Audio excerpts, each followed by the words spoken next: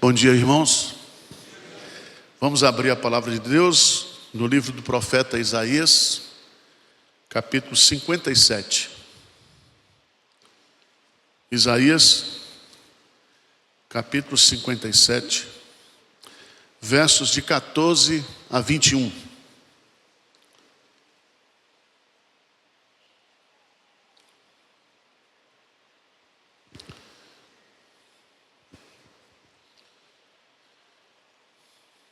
Diz assim a palavra de Deus, a partir do versículo 14: Disse-a: aterrai, aterrai, preparai o caminho, tirai os tropeços do caminho do meu povo.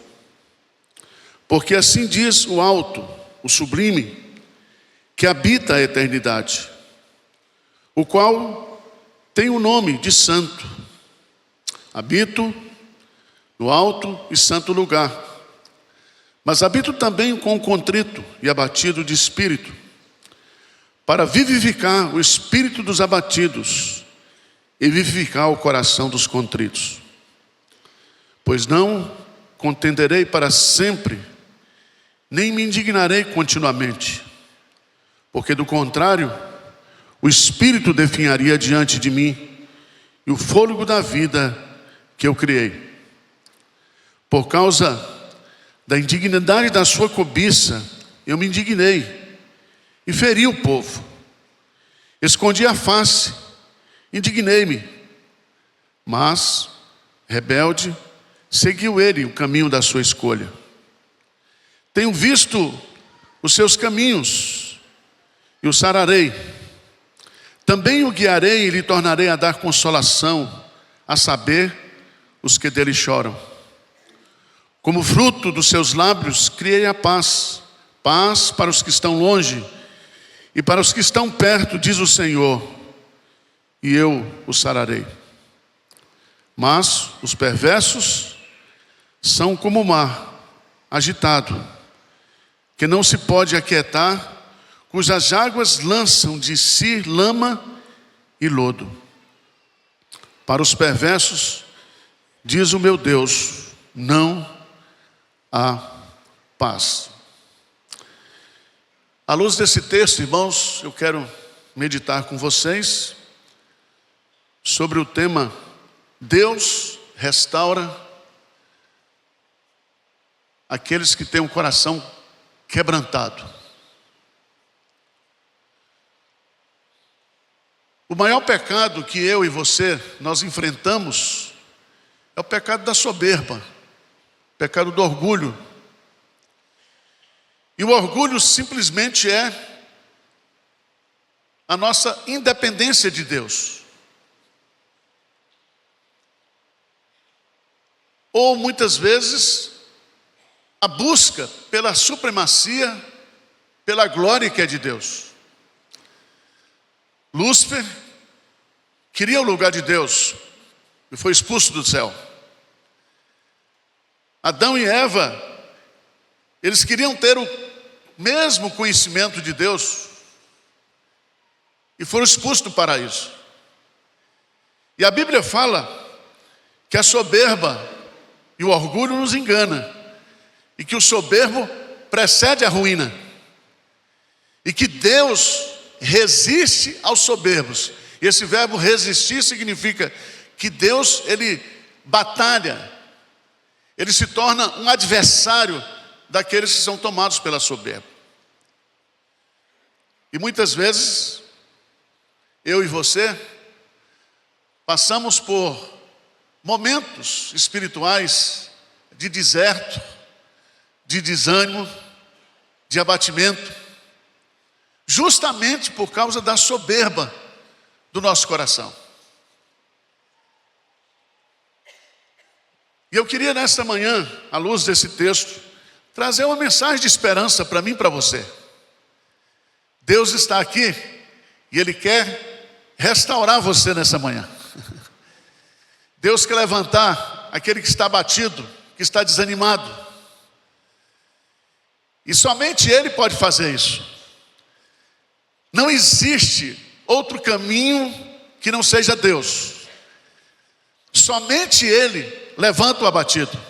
Somente Ele é poderoso para nos revitalizar espiritualmente. Somente Ele pode levantar aquele que está caído, desanimado. E à luz desse texto, eu quero trazer algumas lições sobre esse Deus maravilhoso. Amém? O texto começa com uma notícia inédita. Leia comigo o verso 14. Dir-se-á: aterrai, aterrai, preparai o caminho, tirai os tropeços do caminho do meu povo. Esse texto é um texto maravilhoso, porque Deus está dizendo: eu vou consertar a vida do meu povo. Eu vou restaurar a vida do meu povo. Aquilo que está torto vai ser consertado. E é tão bonito isso, porque é uma mensagem de consolo. Abra a sua Bíblia, por favor, no texto de Isaías capítulo 40. Diz assim: consolai, versículo 1: consolai o meu povo, diz o vosso Deus. Falai ao coração de Jerusalém, bradai-lhe que já é fim do tempo da sua milícia, que a sua iniquidade está perdoada, e que já recebeu em dobro das mãos do Senhor por todos os seus pecados.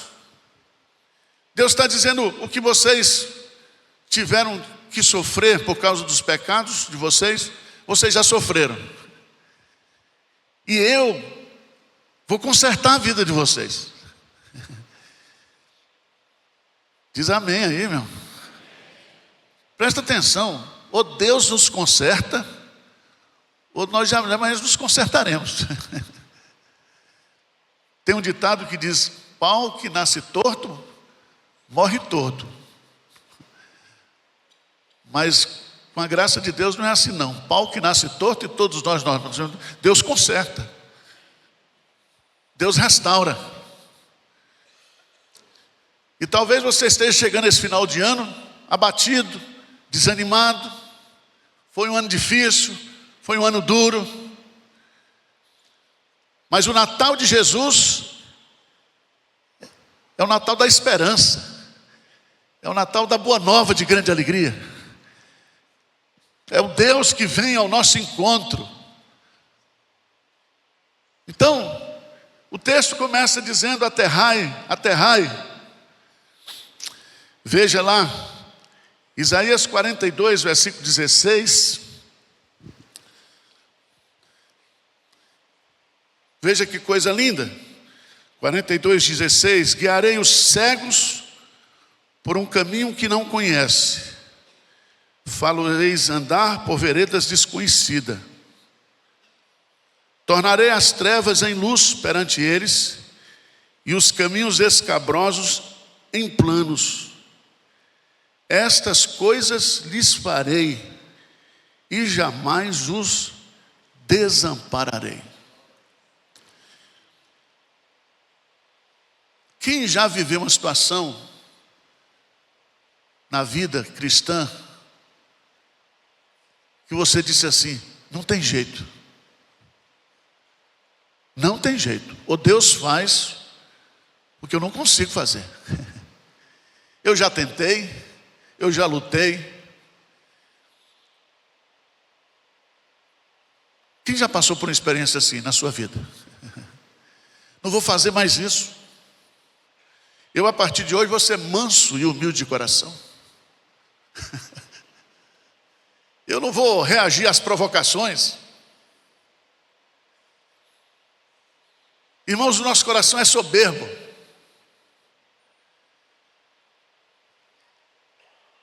Mas veja no versículo 15, Deus nos dá uma notícia inédita no versículo 14. Ele vai nos consertar. No versículo 15, ele diz como ele vai nos consertar. Vamos ler o versículo 15, por favor, 57:15, bem forte. Porque assim diz o alto, o sublime, que habita a eternidade, o qual tem o nome de santo. Habito no alto e santo lugar, mas habito também com contrito e abatido de espírito, para vivificar o espírito dos abatidos e vivificar o coração dos contritos. Veja que Deus aqui, Ele está prometendo um avivamento. Um avivamento. Essas duas expressões, vivificar o espírito dos abatidos e vivificar o coração dos contritos, esse verbo vivificar no hebraico significa revitalizar, trazer nova vida. E nesse versículo nós temos essa promessa maravilhosa, que Ele quer fazer isso com a gente. Ele quer fazer isso com você. Então ele começa nesse versículo, aqui tem pelo menos 3 ou 4 lições importantes. Primeiro, ele se identifica, e ele diz assim: porque assim diz o alto. E você observa na sua Bíblia, o alto está em letra maiúscula. Aquele que está acima de tudo e de todos. Mas depois diz que ele, além de alto, ele é sublime. Ele é majestoso. Ele é incomparável. Não existe ninguém igual a Deus. Mas em terceiro lugar, ele diz aí que ele habita onde? Na eternidade. Ele é o Deus eterno. Pedro diz que para Deus um dia é como 1000 anos, e 1000 anos como um dia. Para Deus não existe passado, presente e futuro. Deus vive no presente eterno. Tudo para Ele é presente.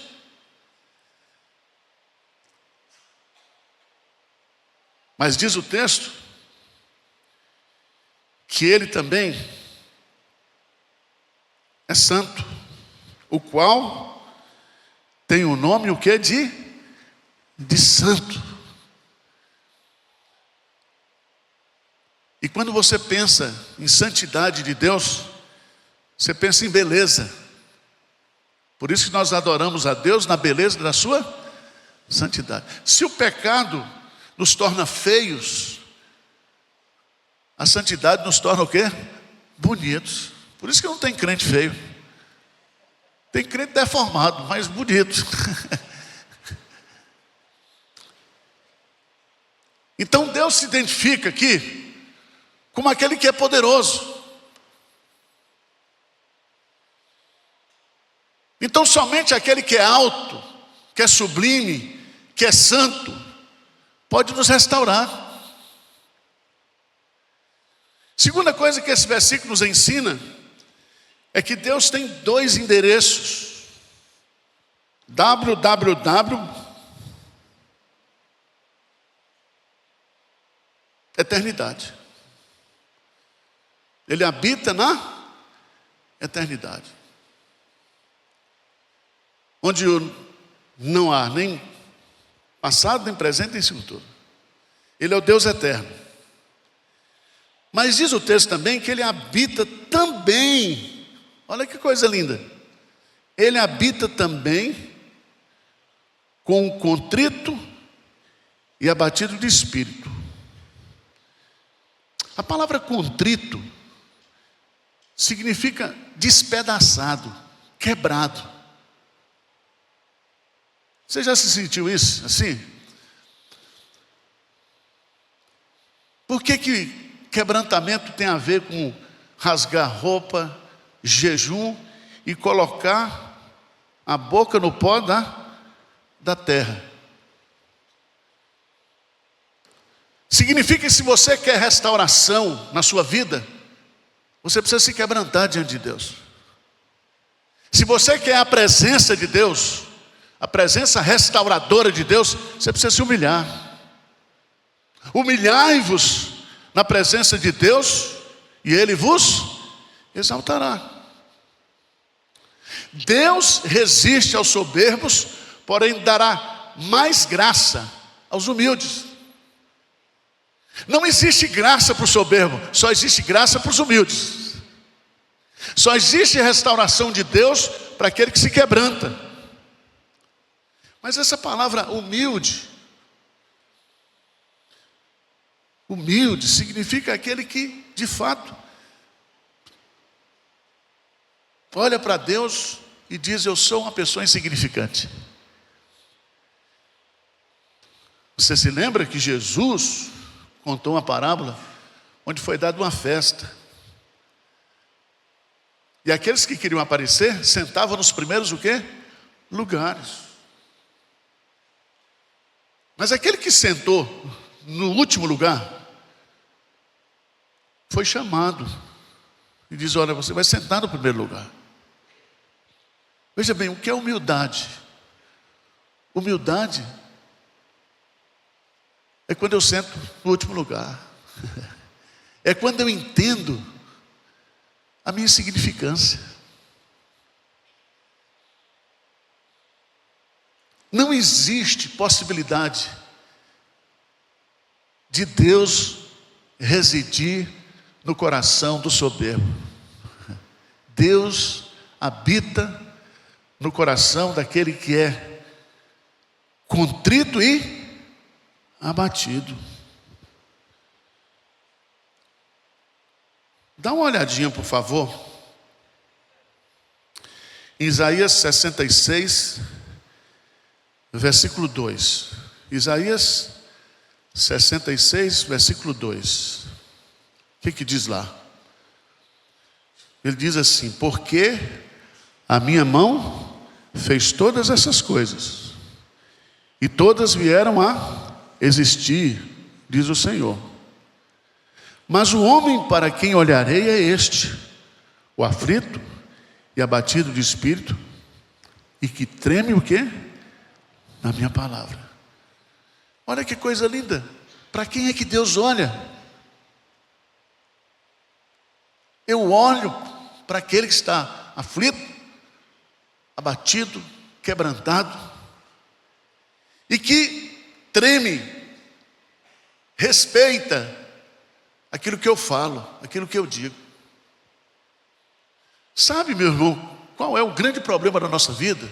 Dos nossos conflitos familiares, dos nossos conflitos na igreja, dos nossos conflitos no trabalho? Nossa soberba. A nossa soberba. E o Natal veio para trazer aquela notícia: glória a Deus nas alturas, e o quê? Paz na terra aos homens a quem Ele quer bem. Então a soberba é a causa de todos os nossos conflitos e da resistência. Enquanto eu não me quebrantar, Deus não vai agir, Deus não vai operar na sua vida.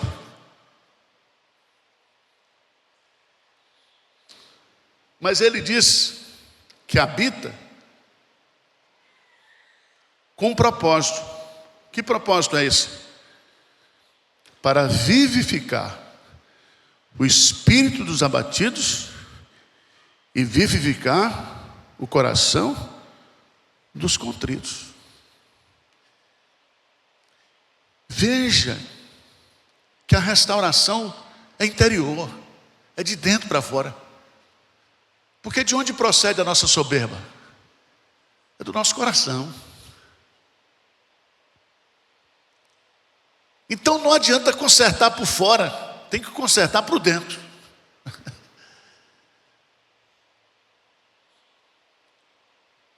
Vocês estão entendendo o que eu estou dizendo aqui ou não? Você está precisando de vivificação nessa manhã ou não? Você quer que Deus restaure o seu coração nessa manhã? Porque avivamento é experimentar a presença manifesta o quê? De Deus.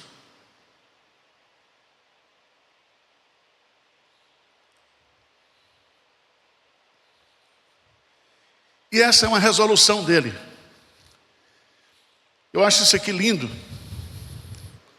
porque a partir do verso 16, Deus vai dizer como é que Ele vai fazer isso no meu coração e no seu. Como é que Ele vai me vivificar. Primeiro, Ele vai suspender a sua ira. Eu acho esse versículo um dos versículos mais lindos da Bíblia. Veja o que diz no versículo 17. Vamos ler juntos? Versículo 16. Diz assim: pois não contenderei para sempre, nem me indignarei continuamente, porque do contrário, o Espírito definharia diante de mim e o fôlego da vida que eu criei. Quando ele diz, pois não contenderei para sempre, nem me indignarei continuamente, revela que a ira de Deus é temporária, que Deus tem prazer na misericórdia. E que se Deus continuar irado conosco, nós vamos ser consumidos.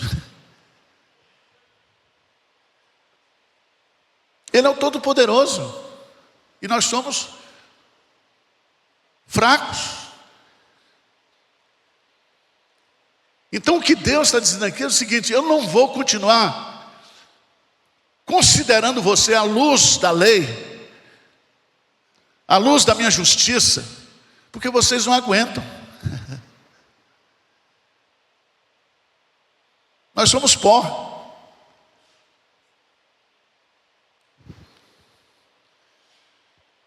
Agora vamos ler versículo 17, bem forte. O que é que diz? Por causa da indignidade da sua cobiça, eu me indignei, feri o povo, escondi a face, indignei-me, mas rebelde, segui eu o caminho o quê? Essa expressão, indignidade da sua cobiça, significa que o povo proclamou a sua independência de Deus.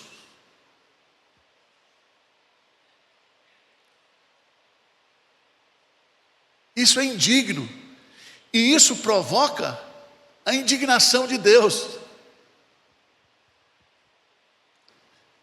E Deus diz, então eu deixei eles. Vocês querem viver assim? Sem mim? Independente de mim? Veja no Salmo 81, por favor. Verso 10 a 12. Ele diz assim: eu sou o Senhor teu Deus, que te tirei da terra do Egito. Eu sou o teu Criador, eu sou o teu Deus, eu sou o teu Salvador. E eu também sou o teu supridor. Abre bem a boca e encherei. Mas o meu povo não me quis escutar a voz, Israel não me atendeu. Assim deixei-o andar na teimosia do seu coração. Siga os seus próprios o quê? Conselhos. Diz aí no versículo 17, mas rebelde seguiu ele o caminho da sua escolha. Ou você anda no caminho que você escolhe, ou você anda no caminho que Deus escolhe para você.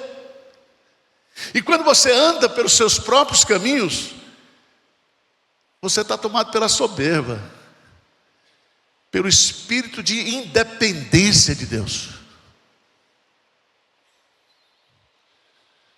Mas o texto é muito bonito.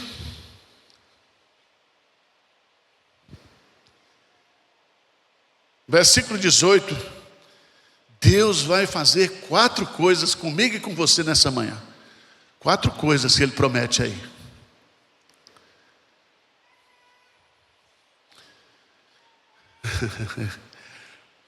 Ele diz assim, no versículo 18: tenho visto os seus o quê? Caminhos. Olha, Deus está de olho em você. Ele vê.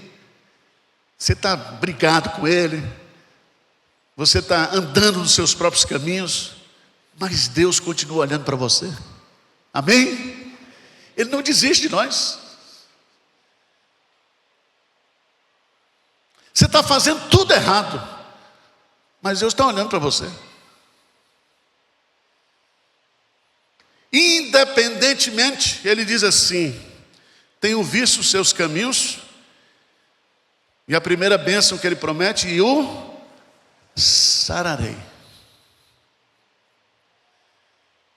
Primeira bênção que Ele promete é curar você nessa manhã, é sarar você. O Deus que fere é o Deus que cura. Se você observar, lá em Isaías capítulo 1, Isaías capítulo 1, o povo de Israel estava doente. Isaías 1:6. 1:6. O que é que diz aí? Vamos ler juntos? Desde a planta do pé até a cabeça, não há nele coisa o quê? Sã. Senão feridas, contusões, chagas inflamadas, umas e outras não exprimidas, nem atadas, nem amolecidas o quê? Com óleo. Esse é o nosso diagnóstico. Independente de Deus, nós estamos doentes da cabeça aos fisicamente, emocionalmente, espiritualmente. Mas Deus está dizendo: eu vou curar você, eu vou sarar você. Nós cantamos aqui, Yavá Rafá, meu Senhor. O que é Rafá? Ele é o Deus que cura. E o que significa cura aqui, irmão? Significa tirar você do estado de condenação para um estado de salvação. É mudar você, é sarar você espiritualmente, é derramar sobre você a vida de Deus, a saúde de Deus. Diz amém aí para me ajudar. Você acredita nisso ou não?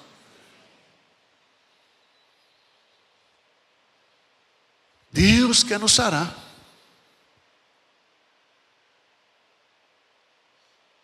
Irmãos, eu nunca vivi, fiz 60 anos, uma geração tão doente como a nossa. Tão doente. Eu, pelo menos, reconheço, de transtorno mental a comportamento inadequado, eu sou doente mesmo. Mas Jesus veio para aqueles que reconhecem. Os sãos, ou aqueles que pensam que são sãos, não precisam de médico. Mas Ele veio para curar você, para salvar você. Segunda bênção que Ele promete fazer de forma soberana, porque Deus é o sujeito de todas as ações aí nesse texto. Tenho visto os seus caminhos e o sararei. Primeira bênção. Também o guiarei. Ou seja, Ele vai tomar a força soberanamente a nossa vida e vai dizer assim: quem vai guiar você agora sou eu. O tempo do desvio, o tempo da independência acabou. Eu vou guiar vocês. Irmãos, Isaías capítulo 51 é tão bonito. Ou Isaías, desculpa, 55.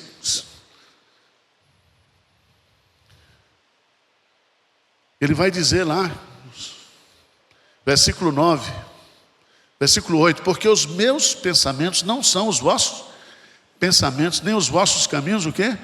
Os meus caminhos, diz o Senhor.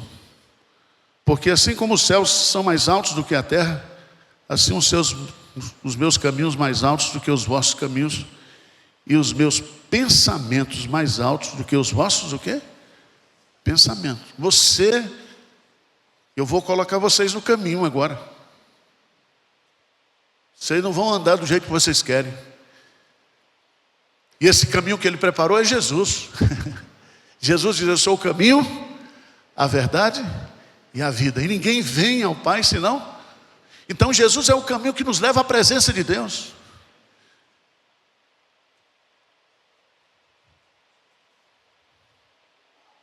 Então Deus vai endireitar você.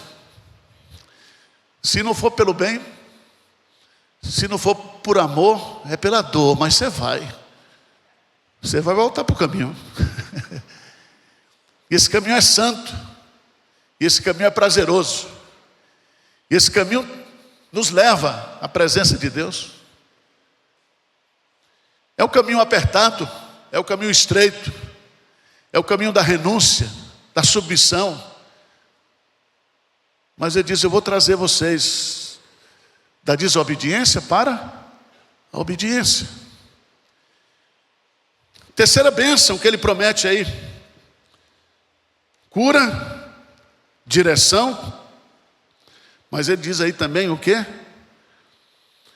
Tornarei, o guiarei, e lhe tornarei a dar o quê? Consolação. Eu acho isso aqui, irmãos. Porque o pecado tira a nossa alegria, tira o nosso ânimo. Quando a gente anda sozinho, sem Deus, a nossa vida não tem alegria. E Deus está dizendo: tornarei a dar. Isso aí significa o quê? Uma restituição do consolo. Teve algum tempo na sua vida que você foi muito feliz mais do que é hoje? Quando o Senhor restaurou a sorte de Sião, ficamos como quem? Sonho. Irmãos, tem muito crente desanimado. Tem muito crente que precisa de restauração, de consolo. E ele diz assim: não vos deixarei o quê? Órfãos. Eu vou enviar para vocês o Consolador.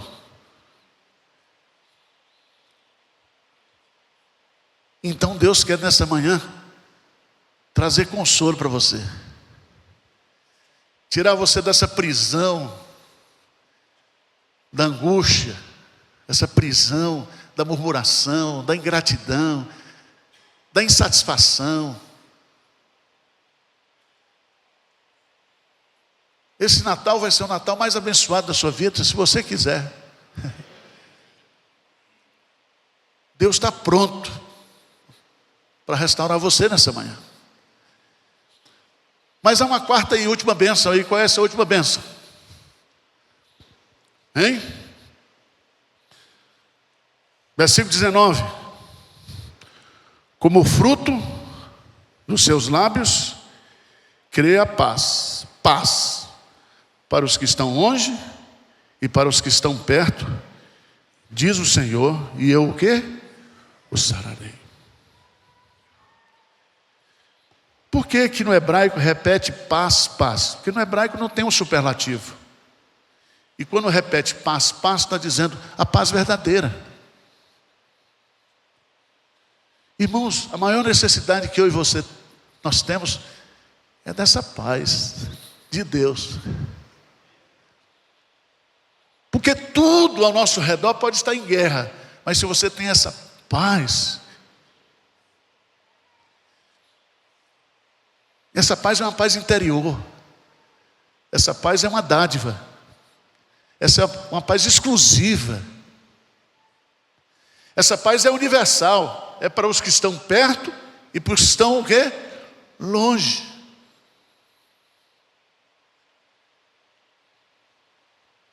Abra a sua Bíblia lá em João,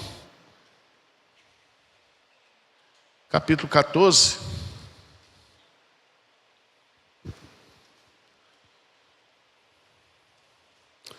João capítulo 14, versículo 27. que diz aí? Vamos lá, juntos? Deixo-vos a paz, a minha paz vos dou. Não vos lá dou como a dá o mundo.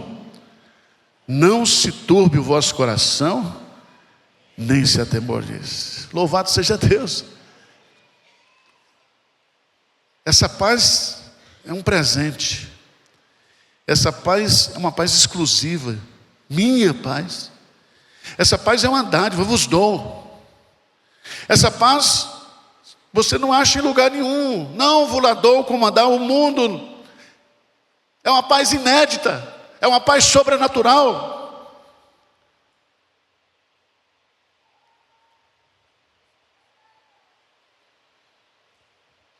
Mas volta para o texto.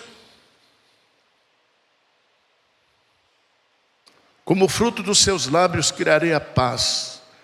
Paz para os que estão longe e para os que estão perto, diz o Senhor. E eu o quê? O sararei. Eu, pessoalmente. Ele é o sujeito da ação. Então, quando eu receber essa cura, essa direção, esse consolo, essa paz de Deus, eu vou estar sarado. Tem gente que pensa que está sarado é na academia. Às vezes o cara está sarado por fora, mas por dentro está quebrado, está arrebentado. E ele diz, olha,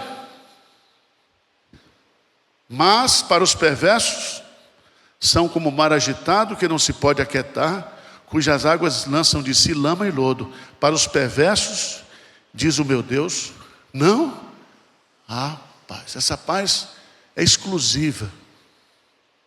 Não é para o ímpio, é para o crente. Não é para o soberbo, é para aquele que está contrito e quebrantado de coração. Amém? Vamos ficar de pé. E quem quer vir para a sala VIP aqui na frente, para a gente orar por você. Se você está querendo restauração nessa manhã, você diz, pastor, estou duro nesse Natal. Você vai se alegrar com frango assado. Pode vir.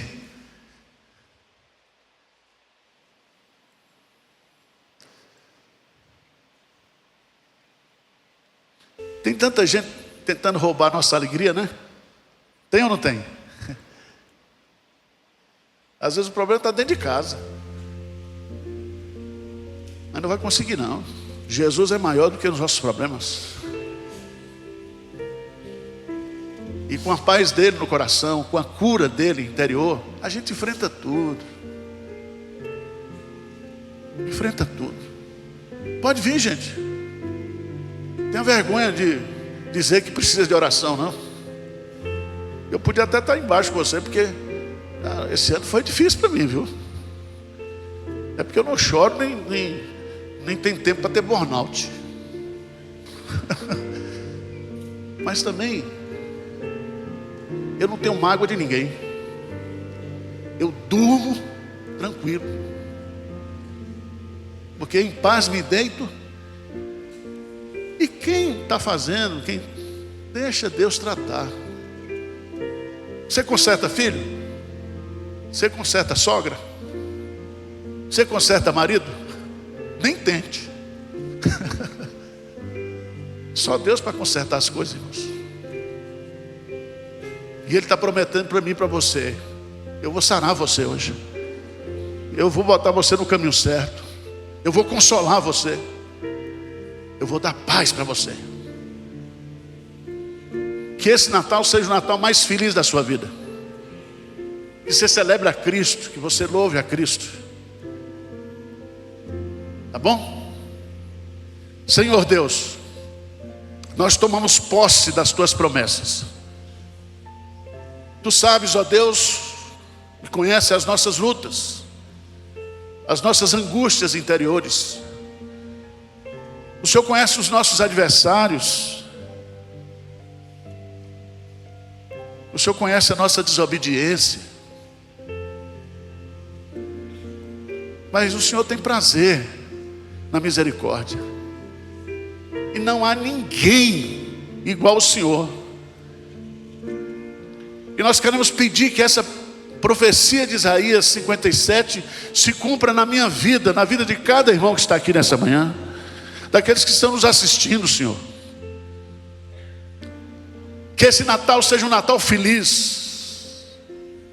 Que esse Natal a gente possa celebrar Cristo. Ele é o nosso caminho, Ele é a nossa verdade, Ele é a nossa vida, Ele é a nossa luz, Ele é a nossa alegria, Ele é tudo para nós. E tudo que nós precisamos, nós encontramos nele. Não permita, Senhor, não permita, Senhor, que os problemas circunstanciais, relacionais, venham tirar nossa alegria e o nosso prazer no Senhor. Faz isso, Senhor, para o louvor do Teu nome, para a Tua glória, para o nosso bem. Nós te pedimos em nome de Jesus. Amém. Amém. Deus abençoe vocês. E vamos para frente, vamos para cima. Tá certo? E as tranqueiras que tem aí, nós vamos superar tudo. Fica calmo. Tá bom? Vamos cantar o último hino aí?